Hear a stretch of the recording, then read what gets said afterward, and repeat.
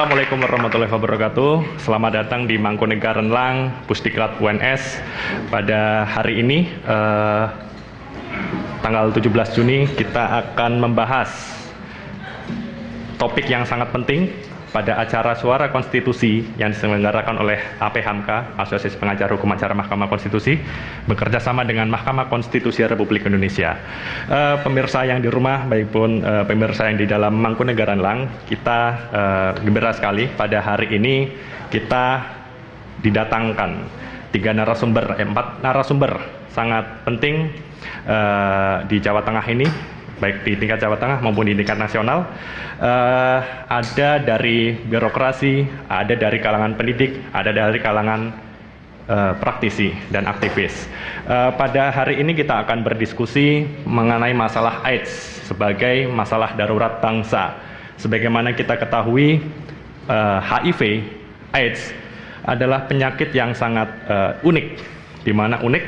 Karena pasien yang terkena HIV atau AIDS akan merasa tabu, akan merasa malu untuk memeriksakan dirinya, akan merasa malu untuk bersosialisasi di masyarakat, dan akan merasa malu baik di tingkat keluarganya maupun di tingkat pekerjaannya.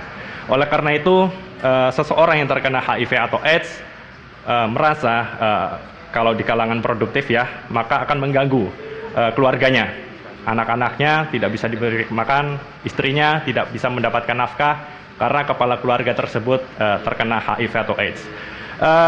Pada penelitian dari USAID pada tahun 2014-2015 ini sudah hampir 40 juta orang di dunia terjangkit HIV atau AIDS, yang mana rata-rata berasal dari kepala keluarga yang mungkin mempunyai kebiasaan jajan, kemudian menularkan kepada istrinya, kemudian menularkan ke bayi-bayi yang dikandung oleh ibu hamil.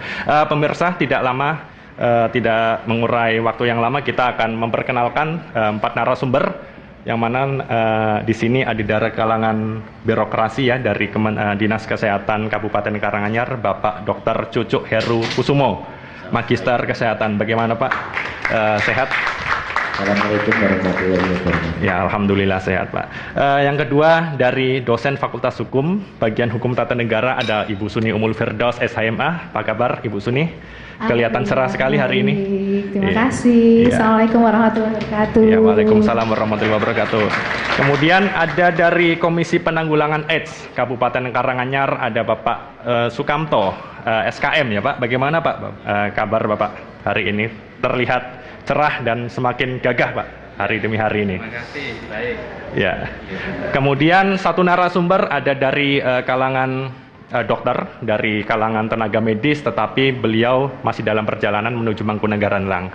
Oke, pemirsa yang di rumah, baik pun pemirsa di Mangkunegaran Lang, tidak berlama-lama, tentang fenomena penyakit HIV AIDS yang unik ini. Sebagaimana kita ketahui, daerah Solo maupun daerah Karanganyar, meskipun kota yang sangat mungkin dikatakan kecil, rupanya penyakit HIV AIDS ini pada tingkat perkembangannya cukup tinggi. Bahkan saya dengar sekitar beberapa tahun yang lalu ada lokalisasi-lokalisasi yang dibubarkan oleh masyarakat sekitar maupun ormas-ormas keagamaan tertentu. Apakah pembubaran lokalisasi ini akan berdampak yang baik ataupun yang berdampak negatif? Mungkin kita bisa menanyakan ya langsung kepada Pak Cucuk Heru Kusumo. Bagaimana Pak terkait dengan pembubaran lokalisasi sehingga pengawasannya kayaknya agak sedikit susah untuk mengawasi orang yang terjangkit HIV atau AIDS. Terima kasih Pak Hugo, sedikit sharing aja. Jadi kami mulai dari tahun 2000 kami baru ditemukan pertama di Kabupaten Karanganyar satu kasus. 3 tahun berjalan itu hanya berkembang menjadi 5 kasus, tetapi saat sekarang itu kita sudah temukan ada 272 kasus HIV dan AIDS. Pada 5 tahun pertama kita menemukan kasus itu karena temuan dari fasilitas pelayanan kesehatan. Banyak ditemukan dari rumah sakit di Surakarta, rumah sakit Dr. Muwardi dan seterusnya. Tetapi setelah dibentuk KPA di Kabupaten Karanganyar, progres penemuan kasus itu sangat tinggi, tetapi bukan didapat dari laporan rumah sakit atau fasilitas pelayanan kesehatan, tetapi didapat dari tim VCT yang melakukan supervisi atau mendatangi langsung kepada kelompok-kelompok masyarakat yang punya potensi menurut pandangan kami untuk kena HIV/AIDS. Jadi kondisi ini dari satu sisi menggembirakan karena kita bisa mendeteksi kasus agak dini, tetapi menyedihkan karena jumlahnya relatif cukup signifikan dibanding sekian puluh tahun sekitar 10 tahunan terakhir. Kondisi-kondisi ini juga akan mempengaruhi di dalam bagaimana masyarakat di kabupaten kami yang mungkin dilihat sebagai kota yang kecil, semboyannya saja tentram, tetapi kok ditemukan fakta ada kasus seperti itu. Kami dari pengamatan kami, dari teman-teman yang di lapangan bersama KPA, karena kebetulan kami sebagai wakil ketua 1 di KPA Kabupaten Karanganyar, itu ibu rumah tangga yang agak mengejutkan, ibu rumah tangga itu menduduki urutan kedua terbanyak dari penderita yang kita ketemukan di Kabupaten Karanganyar. Setelah kita coba cermati, ternyata di daerah sana ada sebagian daerah blok timur utara selatan itu yang masyarakatnya itu banyak sebagai masyarakat perantau.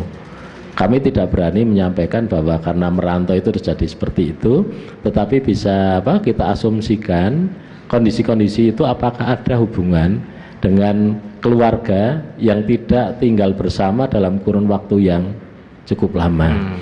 Jadi kondisi-kondisi ini yang kita amati.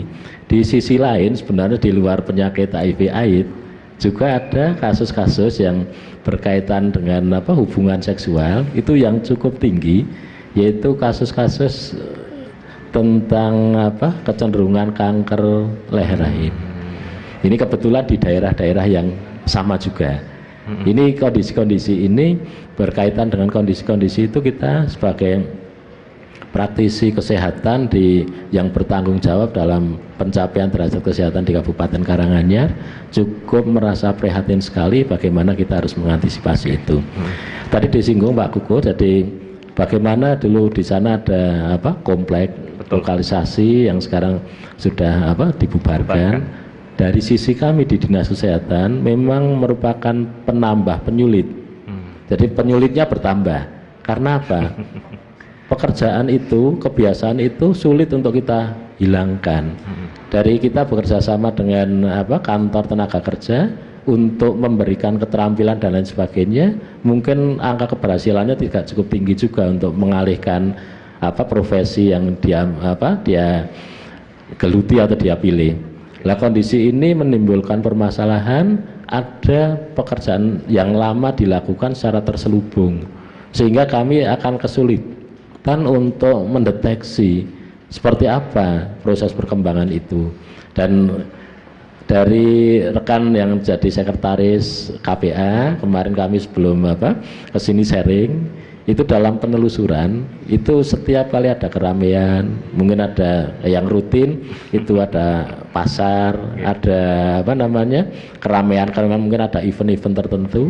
Kadang-kadang terjadi juga dia masuk ke komunitas-komunitas seperti itu. Kita sulit untuk bisa mengantisipasi kecuali tertangkap basah. Betul. Jadi kondisi-kondisi inilah yang kita kalau misalnya dituntut bagaimana perlindungan terhadap keselamatan warga. Betul. Kami susah juga menjawab karena kami tidak didukung dengan komponen-komponen yang memberikan kemudahan atau kepastian di dalam kami memberikan perlindungan pada masyarakat. Iya. Yang kami lakukan bagaimana upaya menyadarkan saja, kira-kira seperti itu. Menarik Pak. sekali Pak apa yang disampaikan oleh Pak Cucuk tadi, yang harusnya biasanya mangkalnya di komplek-komplek tertentu sekarang di pasar-pasar Pak, mungkin ya, terselubung di taman-taman begitu ya. Tempat-tempat yang tidak jelas. Jadi makin meluas masif. Tidak jelas dia akan Betul, berada betul, di betul. mana status Iya. mereka dan ada di mana dia menjalankan pekerjaan itu. Betul, Ya, betul ini sekali. kira-kira seperti itu. Ya, ya. Sementara itu dulu. Mengabdi pada Ibu Pertiwi, menjaga konstitusi